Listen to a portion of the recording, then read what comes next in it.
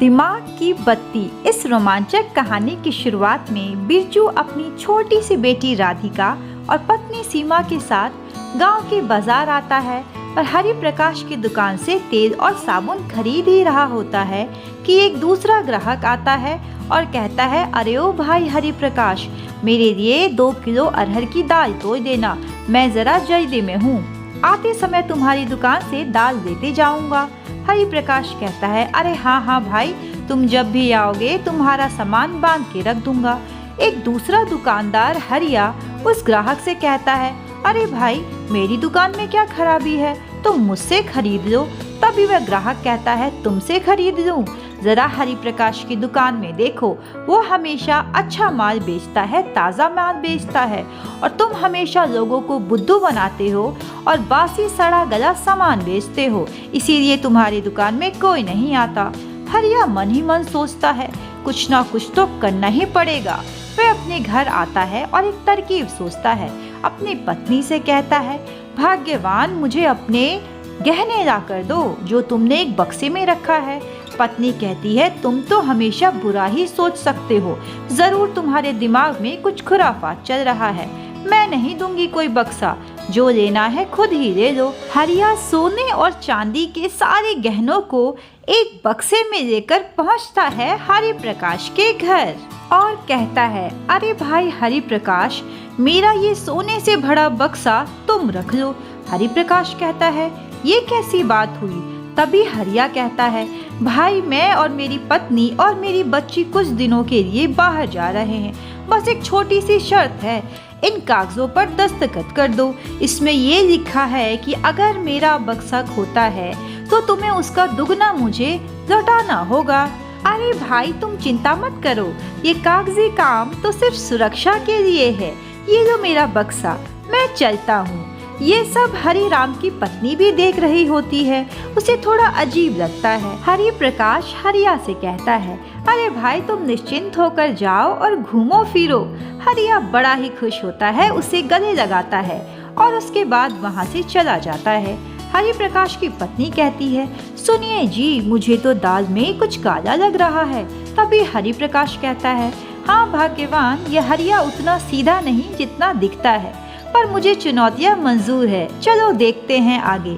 दूसरी तरफ हरिया समुद्र के किनारे बैठा होता है।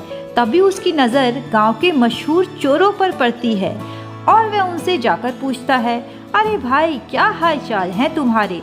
तीनों चोर कहते हैं, बस भाई हरिया, पूछो मत, गरीबी में आटा गीला है, ना जाने आजकल लोग खजाने को कहाँ छुपाते हैं, मिलता ही नहीं है। तभी हरिया कहता है, मैं तुम्हें एक अवसर देता हूँ जिससे तुम चोरी भी कर सकोगे और सोने चांदी के गहने भी लूट सकोगे। सुनो, तुम्हें हरि प्रकाश के घर में चोरी करना है, अगर काम ठीक से हुआ तो मैं इनाम में तुम्हें और भी खजाना दूंगा। तीनों चोर मान जाते हैं और निकल पड़ते हैं हरि राम के घर की तरफ। इधर हरि राम की पत्नी उसके लिए मछली की सब्जी बनाती है। हरि राम कहता है, अरे वाह भाग्यवान, खुशबू तो बहुत अच्छी आ रही है। तभी उसकी पत्नी को बाहर से कुछ आवाजें सुनाई देती है। वह अपने पति से कहती है, मुझे लगता है घर के बाहर कोई खड़ा है। हरि राम कहता है, भाग्यवान, लगता है चुनौती को सामना करने का समय आ गया है। उसके बाद हरि राम जोर जोर से कहता है, भाग्यवान, मुझे तो बड़ा ही डर लग रहा है, हमारे पास इतने सारे गहने जो हैं, एक काम करता हूँ, सारे गहनों को कुएं में फेंक देता हूँ, वहाँ सुरक्षित रहेंगे।